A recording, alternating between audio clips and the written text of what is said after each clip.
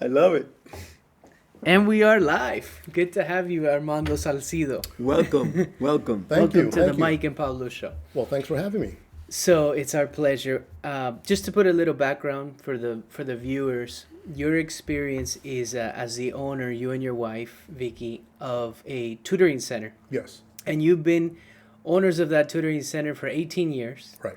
So you started in 2005. So you're gonna give us maybe a little insight on education, how things have maybe changed in terms of schools. Your background prior was in HR, Mm-hmm. and Vicky's, your wife's, was in the schools, right? She was Correct. always in the school system. So I think it'll be a really cool experience hearing from your point of view. And that being said, Pablo, if you want to open it I up, like and to throw him the first question. Hit him, you know? hit him. Hit him over the head. How did you get into this type of business? How did you get into it? 'Cause you're from human resources, so Well, actually, it's interesting because see, it actually goes way back earlier from when I was a kid. My family, they were pretty poor. Okay, my mother never went to school at all.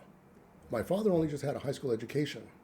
So we actually were all dependent on just one income all the time. My father's income for the whole family of 6 people and sometimes 7 people. wow. And he was not like, like I said, he just had a high school diploma. He wasn't a high-powered executive making a couple $100,000 per year, right? Just a regular laborer. And we all, depended on his income. And in fact, my parents sometimes would do without so that we could actually have what was needed. Wow. But they really always made sure that we had whatever we needed. So truthfully, we didn't even know we were poor. We just thought that's the way it was because this was also the time before television, before the internet, before all this Oh, stuff. I didn't know you were that old, man. Oh yeah, I'm up there. You see. so what year are we talking? Just to give some context, you growing up, is that the 1950s?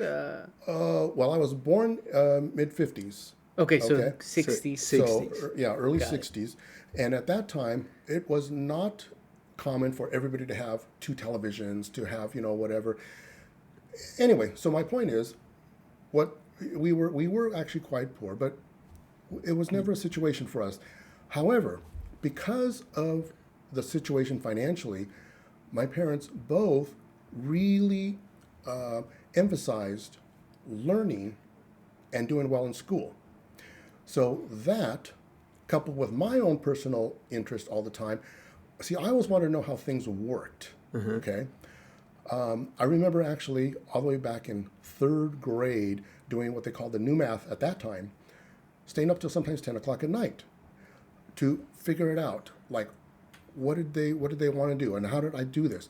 And if I get the right answer, I would go back and do it again until I understood, okay, what did I do? What was successful? How did I get this? Okay. Then I would read the instructions again and then do a couple more so that I really understood it well. Because I wanted to make sure I understood it. So how do you fast forward from that experience to getting into this? Well, because of that, I've done well in school. And being the oldest one of 4 kids, I helped my younger sisters and my brother all the time when they needed help. I also helped classmates if they needed help. You were like the tutor of the house. Exactly.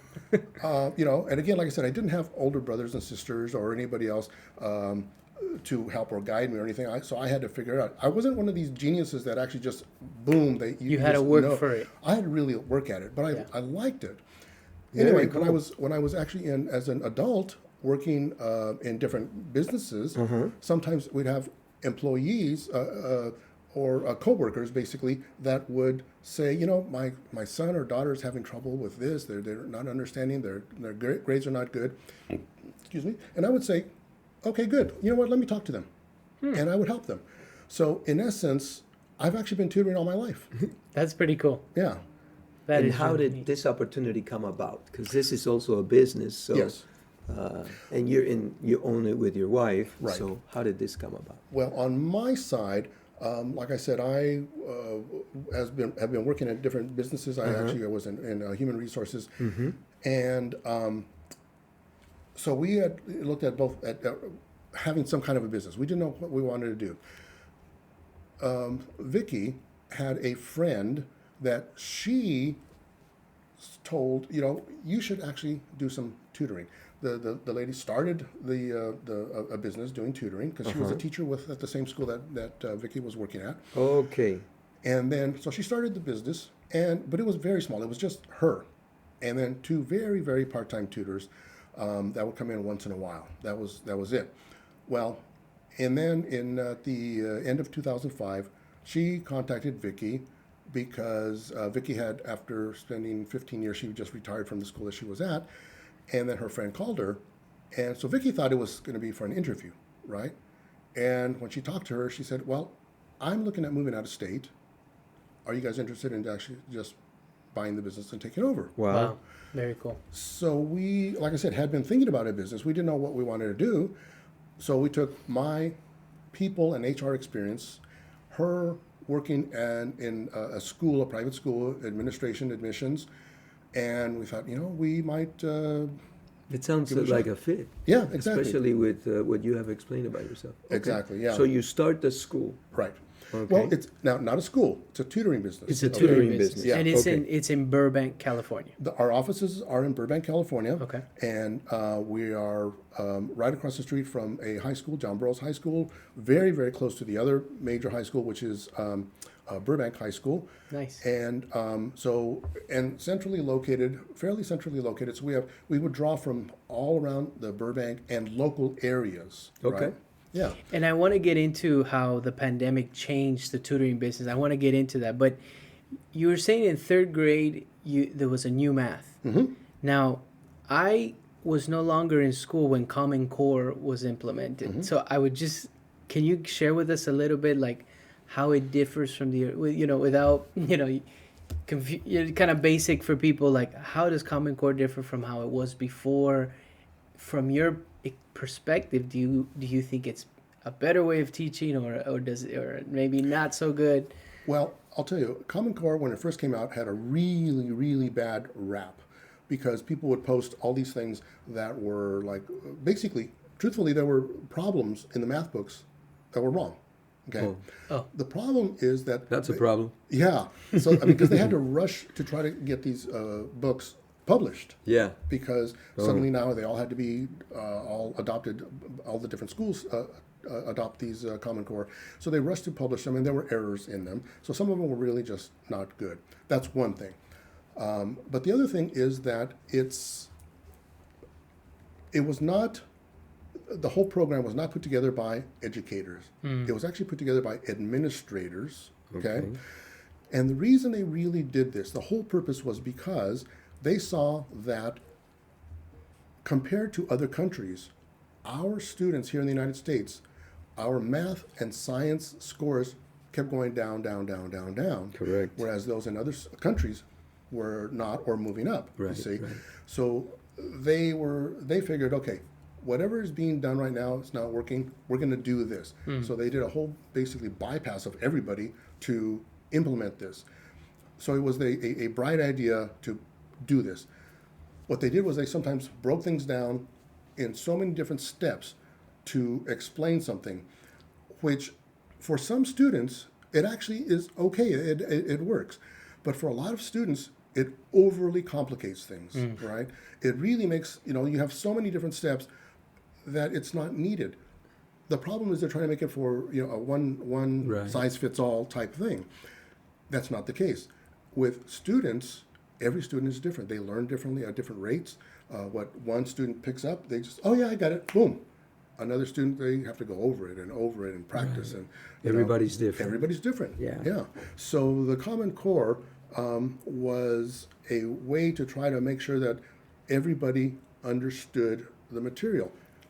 But it actually complicated it for a lot of students, and students got very frustrated and upset. And the parents, of course, they saw what are they doing, Right. and they didn't know how to help the kids. It was a very interesting time, and it's still being done now here in California. As some states have actually gone away from the Common Core. okay. Yeah. Oh. But I mean, it's not. Truthfully, it's not horrible as bad as some people were thinking Okay. at first. But it's not great either. Yeah. it depends on how it's applied. There's also a different philosophy on how it's actually taught. Okay. There's one set of books that we know in one school where the teachers don't actually teach the kids.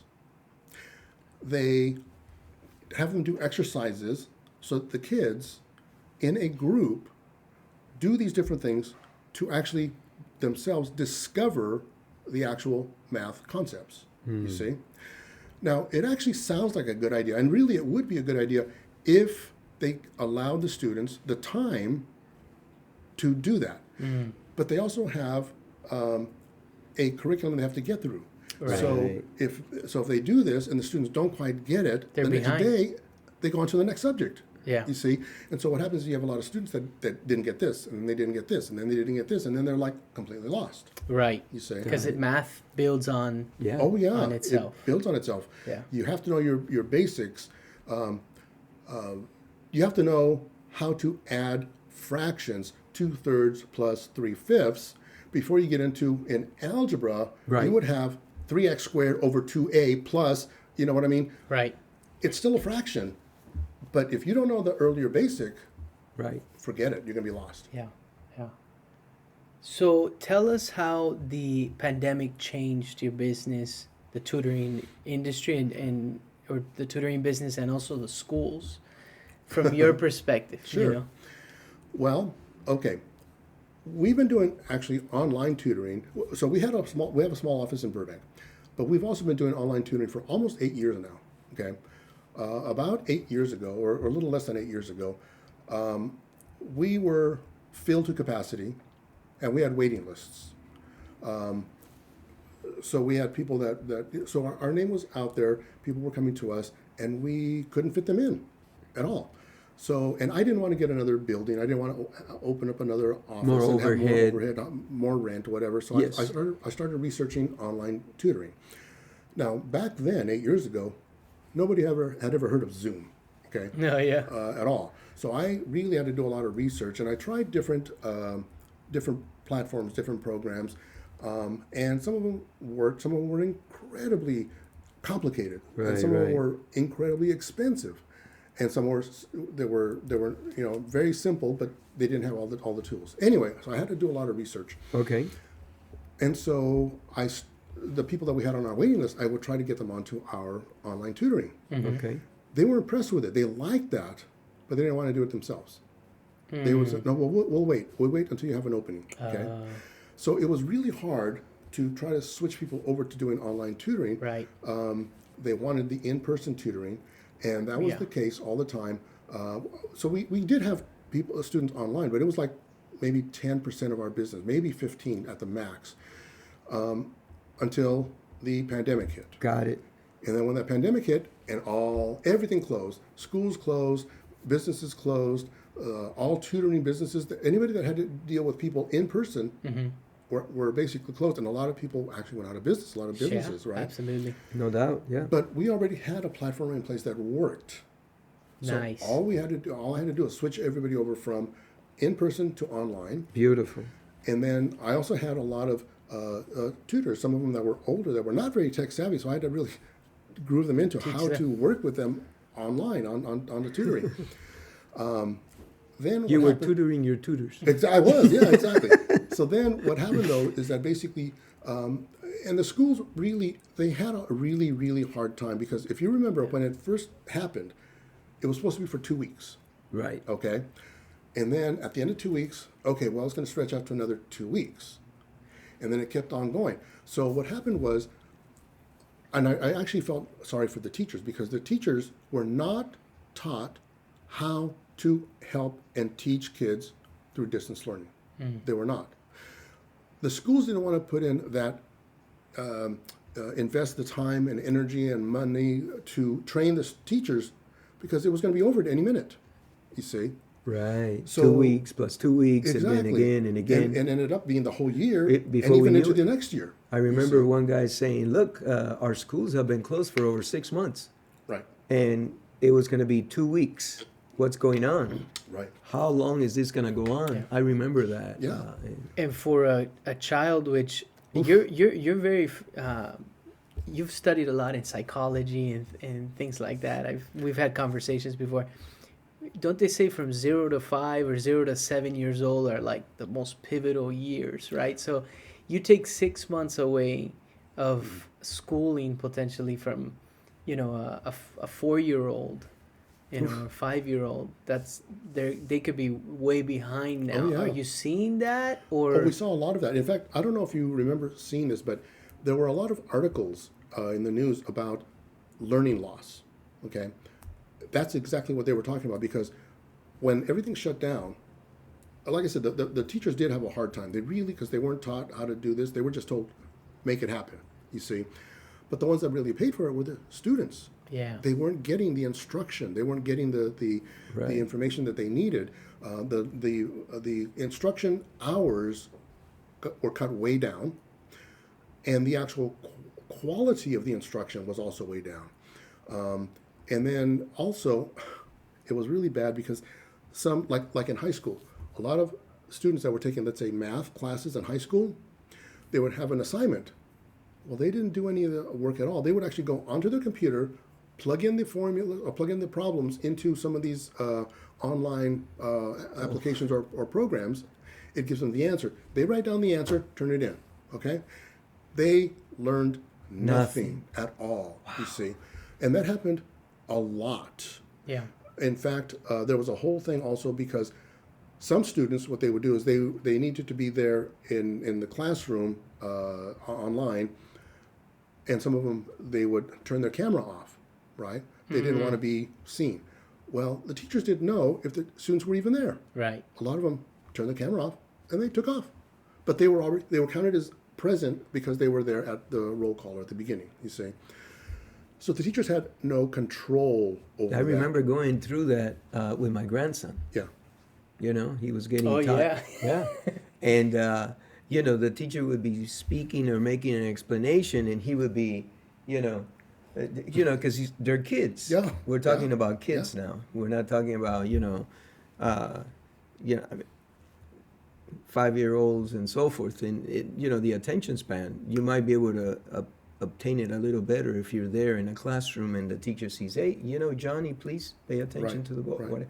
But over here, it was difficult.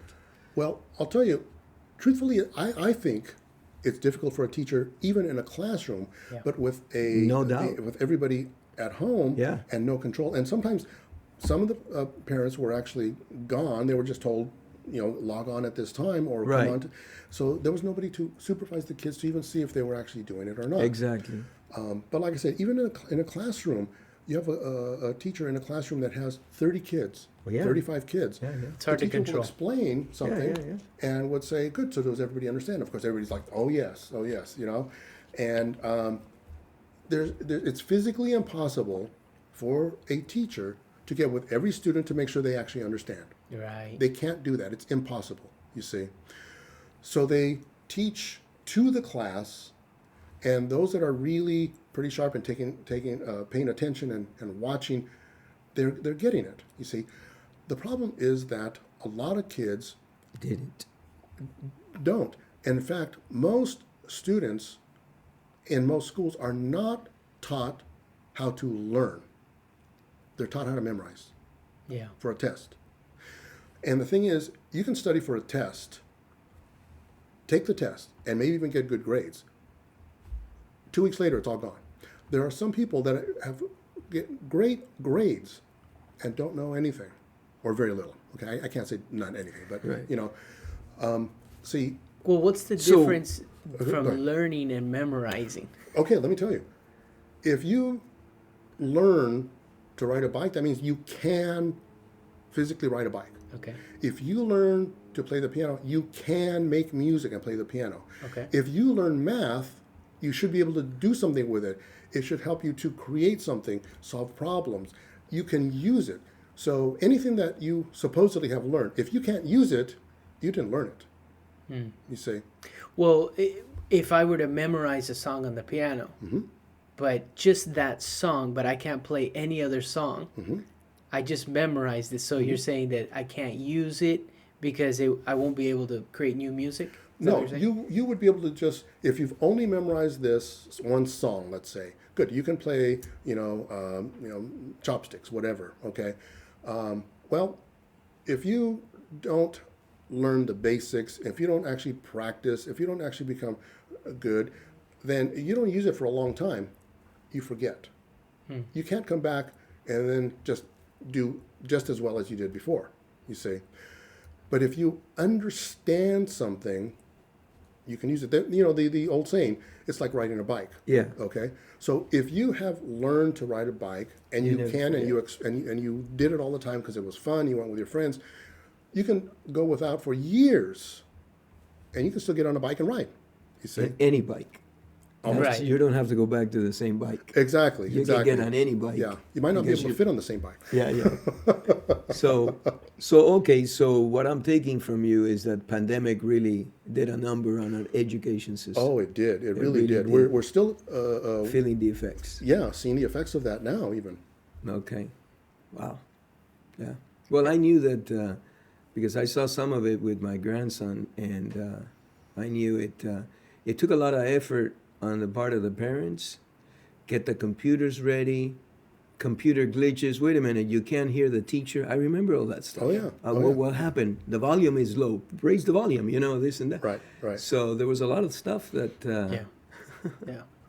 And again, Very like I said, interesting. the teachers were not tech savvy. Right. They can, help somebody to, debug their situation or their setup at home or anything, And there wasn't like a dedicated technical technician. Oh, Johnny's having problems at home. Give him a call. Right, There was nobody right. like that. No, you missed that session. You're done. You're done. You're Exactly. done. Yeah. See, yeah. I'm So, curious, Armando, your take on the private school versus public school in terms of learning for students. Well, I'll That's tell a you. great question. Here's what I have observed. You can't just say compare all private schools versus all public schools. Okay. Every school is different.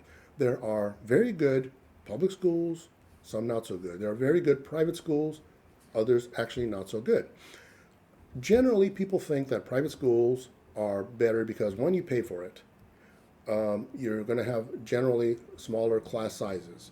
That means more individual attention from the teacher, and also they don't have to follow state mandated curriculum. They can have their own curriculum. So that's what people think all the time. But that's not always true. Okay. You mentioned Common Core. Well, when Common Core math came out, what happened was it was implemented into the schools. A lot of private schools adopted Common Core also. You see, so it's not just private school versus public schools. You see. It's got to be a specific school versus a specific school to do a proper comparison. Well, yes, but even within the same school, it depends on the teacher too.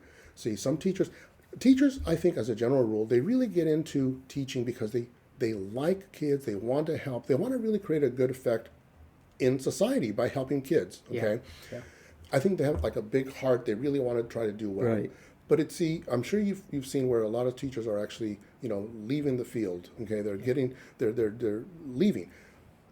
It's very, very, they get very disillusioned. They're upset because they want to help kids. Yeah. And they can't. They have curriculum that's demanding. They have to cover a lot of material. I'll give you an example. When I went to school, which was just after the dinosaurs, it was like a long time ago. Learning your math facts, okay? Knowing, 2 plus 5 and 3 times 9 and all these things. You spent hours and hours practicing okay, until you memorized them all. And then there were, in school, there were contests to see who knew them. And you really worked on that was the emphasis, is the depth of understanding first. First you understand, and then there's practice and memorization.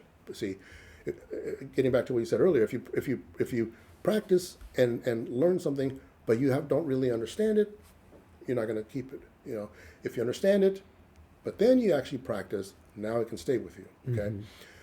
Nowadays, most high school students do not know what 7 times 9 is. Okay. Wow. No, they don't. They have to actually bring up their calculator, bring up their phones. They have to actually, they don't know these math facts, you see. So they're, Something was missing. Something was flawed in the education process. well, what happens is the approach is now covering more subjects, more things, okay, as opposed to really learning them well and moving on to the next thing and really learning that well. They're covering a lot of material, but the problem is that you have a lot of kids that are left in the dust and they don't know what's going on and they're confused. So the better question wouldn't be public school versus private school, but it would be, well, from your perspective, what would be something a parent can do to look at a specific school and say this is a good school, and see another one and say this isn't? Like, what do they look for? Do they have to interview the teachers? What do they do? There are ratings online for all the different schools. Okay, you can go online. There's different websites that have ratings, but what a parent should do all the time is, so you can't just go by, okay, Johnny's off at school, okay, it's up to them now, and they take over. You can't Parent do that. involvement. No, you have to be involved, Right. engaged, and see, what is little Johnny learning? Are they understanding? Are they doing well? Some schools and some teachers have the philosophy of not giving a lot of homework because they say it's not productive. Okay, all right, that may be, and you have others that actually give way too much homework. You say, but really the bottom line is, is the child learning? Are they gaining? Are they able to do something with it? You see, and here's the thing: if you're really learning is actually fun. Anything that you learn how to do. I mean, kids, all the time. Look, Mom, look what I'm doing. Look what I'm doing. They get excited when they learn how to do something, and that's true all the time. If you learn how to do something good, you want to show it off to your friends. Yeah. You see, if there's something that you don't know how to do, and you're being forced to do it, it's very upsetting. It can be very aggravating, and so that's why you have some kids that don't like going to school. They don't like particular subjects or certain classes or topics or whatever, and it's not because they don't like to learn. There's things that they're confused about, things they don't understand. So a parent has to monitor these things. What are they doing? How are they doing this? Are they learning? Is the kid happy? Yeah. Do they enjoy going to school? You just said something really important, and it's that learning is fun.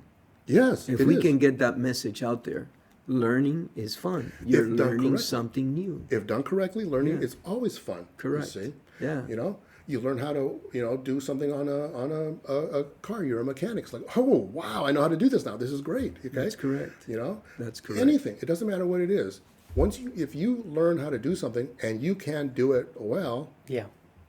you feel good. Yeah, of course. You see. Yeah, you feel proud about yourself. Exactly. Yeah, exactly. But if you're in a classroom, you imagine a little kid. You're in the classroom. The teacher's talking about numerators and denominators and working on the quotients and blah blah blah. All these things. These are all math things that Yeah. you basically learn in Yeah. elementary school. Sure. But if the teacher doesn't really explain what these things are, it goes over their head, Right. and they're frustrated. They're upset. So Absolutely. what students do is they just memorize whatever the teacher does. Oh, I can do that. They do the same thing, and then they do it on their homework, turn it in, do it on a test, turn it in. They might do okay, but they don't know what they're doing or why. Wow. So with the pandemic, and I'm sure that the system had some issues in the past because nothing in life is perfect, where do you see the system going? How do you see the education system moving forward? Well, okay. That's a couple things. First of all, one, there is a lot of technology is developing all the time. Okay? Right. But I'll tell you, just like anything else, technology, if used correctly, can be beneficial. Right.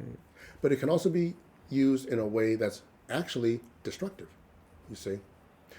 As an example, the technology has enabled us to be able to actually tutor students at Success Tutoring to tutor students in other states. It's not just locally those that can drive within a 10-minute driving distance. Only. That's a good thing. That's a good thing. So we can reach students pretty much anywhere and help them and teach them. You see, Yes. that is technology. Okay, a bad application is you have people, a lot of times students, but also adults. They're sitting there on their phone all day long. They're watching. They're doing video games. They're actually texting. They're doing things. They're not having regular conversations with other people. You probably have seen commercials and memes where there's a party and a whole bunch of kids all sitting around 15 kids sitting around a table. They're not talking. They're all on their phones. You see, Yeah. that is not good. Okay, because there's some people that actually, truthfully, they don't even know how to communicate, how to talk to other people live in person. Crazy, isn't it? Well, so they could say, well, I am communicating with other people digitally. I'm Right. texting them. That's true. And the other day I was in an event where these guys were pitching an app, and they were saying 75% of all communication is done digitally currently. Mm-hmm. So they are communicating. They're just not communicating face to face like we are. Yes, but people need people. You need to communicate with people and they have connections. You see, now yes, like I said, working on as that app that they were promoting and all that, and they are communicating. That is an actual application of technology, and it actually could be good.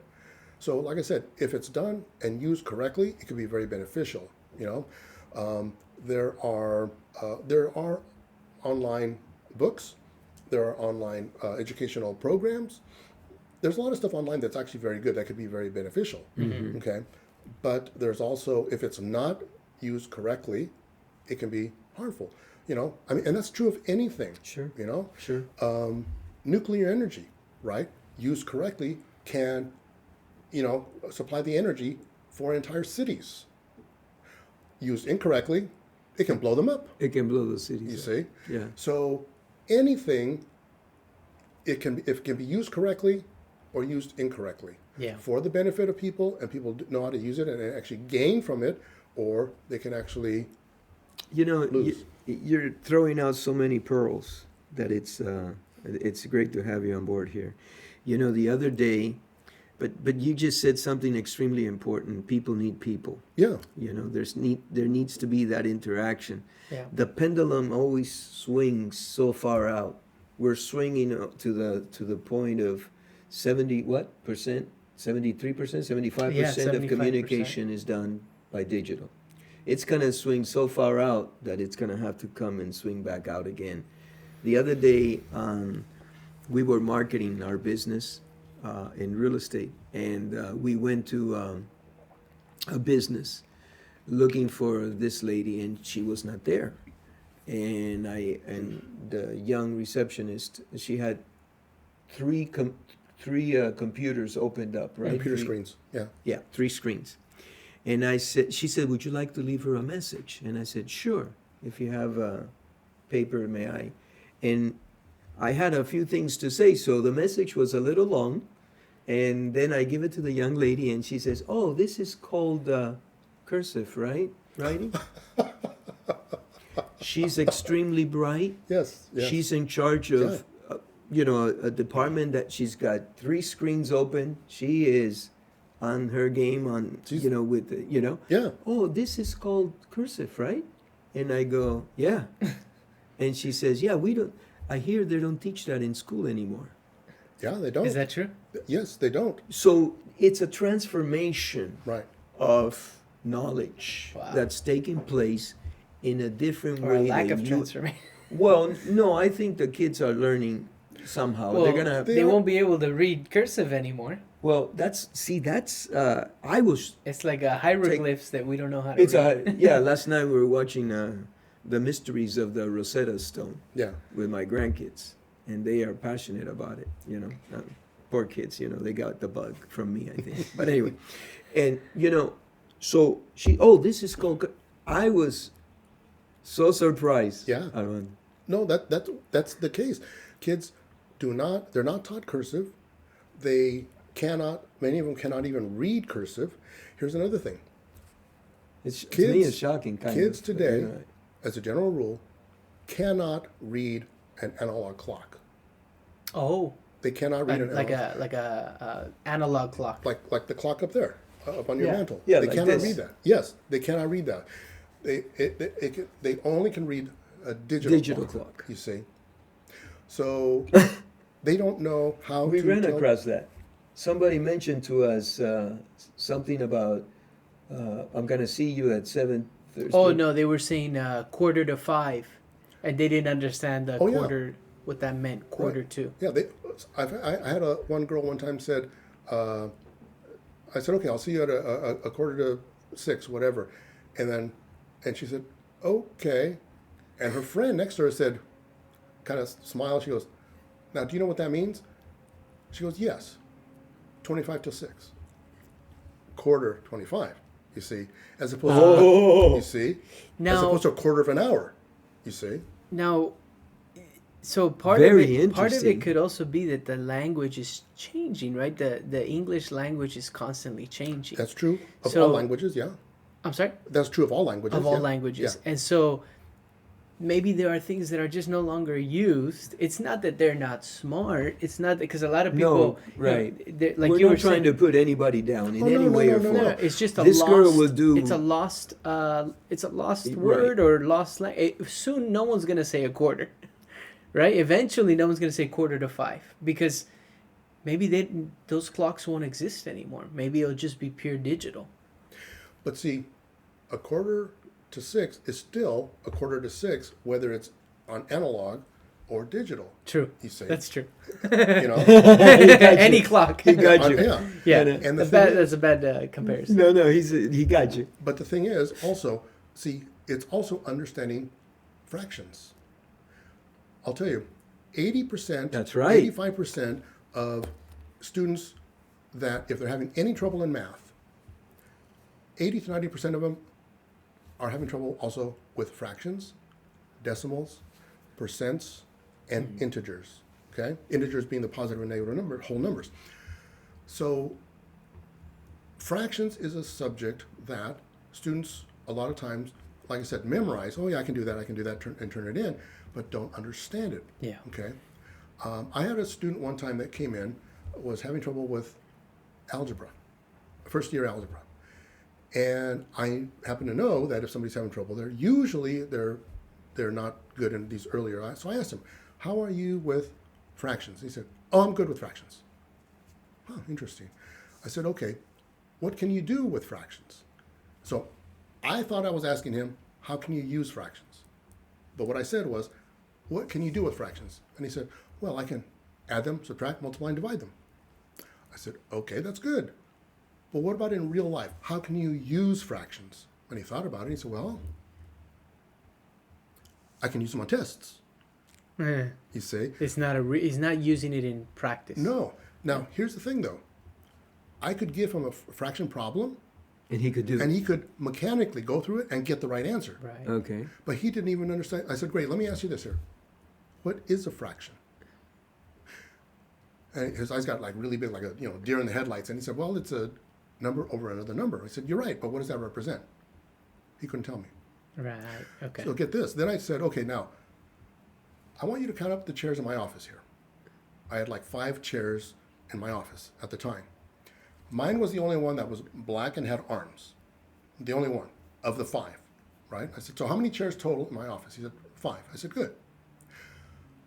How many chairs are black and have arms? He said, well, just 1. I said, good. So what fraction of the chairs in my office are black and have arms? He couldn't tell me. Oh, Wow, that's You see? amazing. Because to him, like I said, it's on paper only. only. Yeah. It was not a useful tool. He can't use it. So like I said, even though he could do it on paper and pass tests, he never learned it.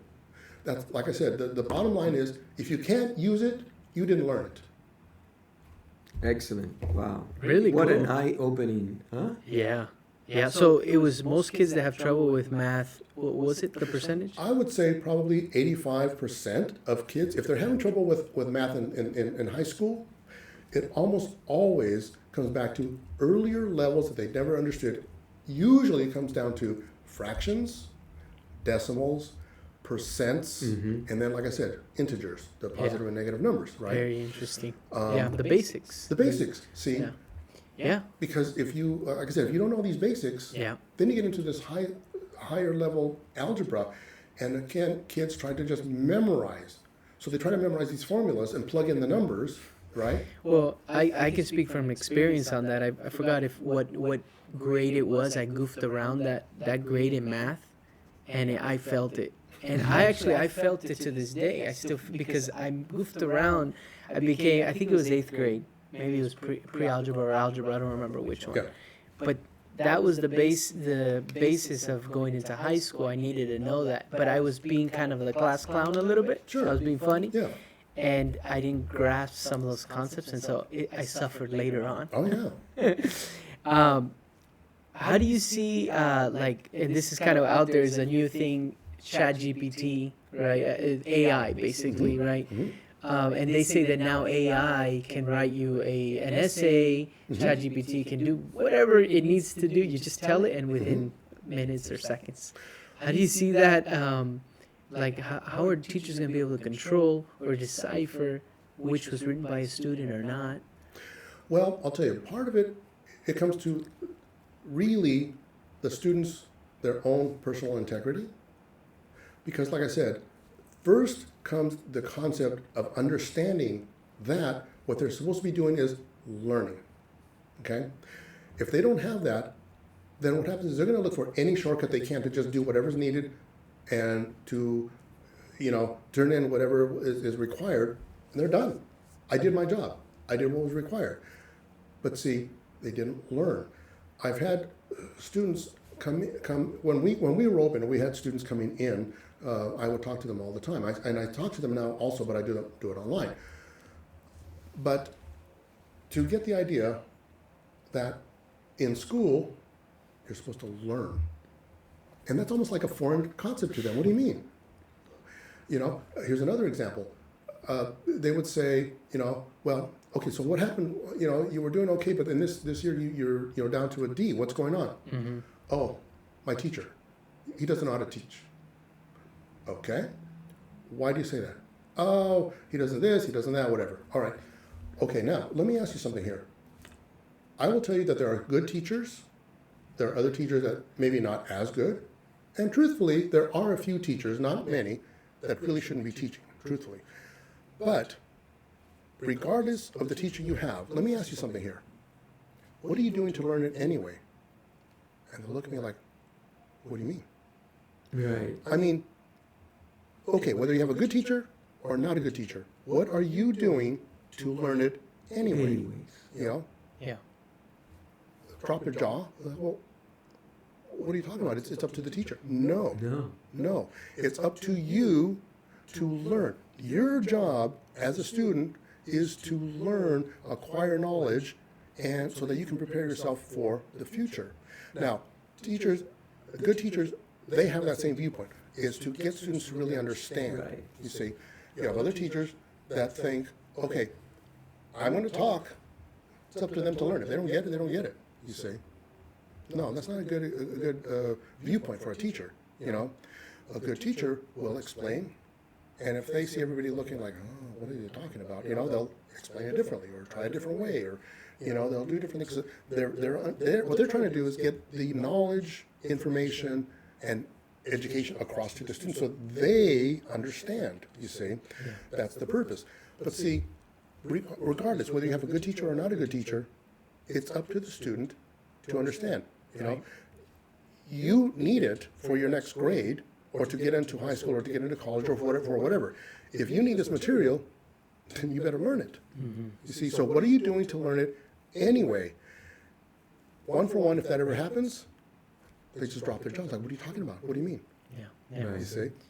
That's interesting. Yeah, and I'm thinking of people in my life that I've met that didn't have a formal education, but I think are extremely smart people. Mm-hmm. And it's because they wanted to learn. They found ways to learn it regardless, even though they didn't have the formal education. And my grandma was one of them who wasn't able to go through school because of life. Right, she was an orphan at the age of 12. Right. So it's work, Oh, yeah. And there are people that have gone through that, and they don't have the privilege to go to a formal school. They don't have the ability to go to maybe private or public or whatever the case. But if you have the desire to learn, You learn it. You learn. you figure out a way to Yeah. learn. Yeah, there's many, that phrase that says, hey, he went through 4 years of college, but college didn't go through him. And also, I read a lot about Elon Musk, and he says, look, I didn't graduate from Harvard, but there's a lot of people that graduated from Harvard that are working for me at the moment. Right. So essentially what you're saying is up to the individual. It is. You It know. is. So getting back to the artificial intelligence, yes, it can be utilized like anything else. You can utilize correctly or it can be utilized incorrectly. If it's utilized for learning to help students to actually understand and become better, that's a good thing. I'll give you an example. Okay. One of the things that we have is, I don't know if you know this, but a lot of colleges, especially here in California, no longer require the SAT. Okay? No, didn't know that. Yeah, they no longer require the SAT. They were saying that it was actually, anyway, that was not socially, that it was geared towards those that are privileged. Okay? Okay, I don't know if I totally agree with that, but they did away with it, especially the UC system, and many other states are also no longer using That was it. such a big thing, the ACT, SAT. Yeah, exactly, right. So what happened was basically they found that a lot of students would score well because they were taught how to take the test. So they scored well on the test, would get into the college, but they didn't really know the material. And so, let's say they're going to go into engineering or whatever, and they're supposed to take, let's say, calculus, which calculus is a very high-level math. And so they were supposed to take calculus. Well, because of their score on the SAT, they were able to get into the calculus class. 70% of people that start a calculus class fail. Wow. You see. Now, there's now a new test. It's called the ALEKS, ALEKS, the ALEKS test that is AI based. So it asks questions. If you get it right, it raises the level of the difficulty of question. And if you get that one right, it raises the level again. And what it does, within 25 or 30 questions, 25 or 30 problems, it can tell you where you would place on a college level math class so that you can succeed. Should you get into calculus or should you not? Should you get a lower level math preparatory to calculus and then get into that or not, you see? And a lot of colleges are using that, okay? There's another one, I forget what they're using, but it's not AI based. This one is AI based. Yeah. Because I've heard of that before, but it wasn't AI based. I heard that based on how you answer, Yes. they'll feed you another one. Right. Right. Yeah. So now, that particular program, okay, you have to actually pay to get into college, enroll in college, and once you're there, then they give you this test and they'll see which class do you qualify for, okay? So you can't find out which one you really qualify until you get there, okay? Now, here's the thing. We, at Success Tutoring, can administer that test, the exact same test. So somebody in high school, and are we promoting that? Somebody in high school can take the test and see if they are going to be qualified to get into the college class, math class that they want or not, okay? So I think there's only 2 private companies that have access to that. Okay, we're one of them. Very So- cool. Excellent. So I mean, we charge like $100 just for the actual test, but with That that, would be super beneficial though, if you know that ahead of time. we can save you thousands, if tens of thousands, if Yeah. not even hundreds of thousands. Because if you are not Absolutely. prepared, if you're not prepared, and you go into college, you You're not gonna enroll in pass. college, and you are required for this math class, okay? Well, you're not qualified for it, so you have to take a remedial math class. Right. 1 or 2 or 3. Well, you're not talking an additional 1, 2, 3 additional semesters that you have to pay for. Right. And just are you familiar with like the cost of per unit these days? Oh, it's incredible. It's It's incredible. incredible, yeah. Cost per units. Yeah. I mean, It's insane. when I got I was looking at a school. It was a private school, university. It was like I think it was like 750 a unit Per at the unit. time. But this is a long time ago. I don't know what a unit. Do you know what a unit costs nowadays? I do not. I've, The 750 is already high. That's very high. oh yeah. A Oh, yeah. unit. Yeah, because like These one classes class, have 4 or 5 units. well, depending on the class, like your core class is like your English, Yeah. your main core classes Yeah. are 5 units. Yeah. So it'd be 750 times 5. Correct. At that time, okay? Well, Yeah, I didn't go there. that dissuaded me from going there. yeah, exactly. No, I understand. Yeah, unless you have scholarships to help out or something, you're Right. forking out a good chunk of money. For Yeah. it. Yeah. But, And an education is worth everything, but well, an education where you really learn. yeah, Right. right. That's the thing, you see. So, Very good. so anyway, like I said, if they take that test, it can let them know whether they're really qualified or not. Or should they actually now take some additional classes Right. or tutoring to prepare them so they can then get to that. Correct. And truthfully, it could save them, like I said, tens of thousands, if not Absolutely, yeah. even more. You see. Right. Very Excellent. neat. Very neat. Very good. Anything else you wanted to ask No, I Armando think- before? We appreciate you coming out, Yeah. sharing with us. Sure. It's been Um, tremendous, actually. We're gonna link You've on the taught me a description. lot of stuff. Okay. Oh, absolutely. Me Excellent. too. We're gonna link on the description all how they can contact you. Right. Success Tutoring, Armando and Vicky, Right. and we'll put your website, everything. But I really appreciate you coming out Sure. and giving us your insight. Sure, it's been great. Well, I'll tell you, I've watched some of your videos, and I really liked some of the material, and it's been really good. I mean, that one about teaching kids whether to, teaching them responsibility, teaching them, Discipline. discipline, all of this stuff. I mean, our whole point, our whole thing that we do is to help parents to do better with their kids. That's the Right. whole point, the whole viewpoint. Yeah, parent you see. involvement is a key. Right. My grandkids are going to school at the moment, and recently my son and my daughter-in-law had to make a decision whether to keep him in this or switch, and they went through a tremendous amount of learning, research, going to the schools themselves, talking to the teachers. It was brutal, and the decision didn't come easy. They were going through a difficult time, and this recently just happened. And so I'm very parent involvement. And the community and all this, it's just extremely important. Yeah. Thank But you. see, even if they select the best school, At the moment. they still have to be involved. They Of have course. to, you can't just leave it up to the school. Right. You just can't say, okay, they're in school, You're right. it's up to them now. No, you can't do that. You're right. Cool. Well, great. We'll wrap Thank it you up very there. much. Okay, very Thank you, good. Armando. Thanks a Thank lot. you very much. Okay, very good. Oops. Excellent.